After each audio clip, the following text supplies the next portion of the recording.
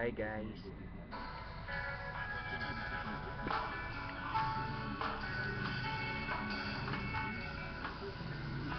Balita ko'y meron ng iba,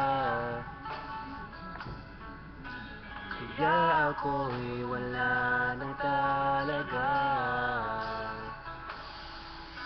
At ang sakit isipin, at ang dali mo lang limutin. Napagod na sa ating paghihintay,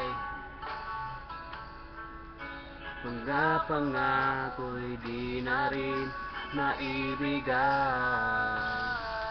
pero kaya namang limutin mga kakulangan sa atin. Sana sinabi mo na kaagad, para kung pwede di na naglakad.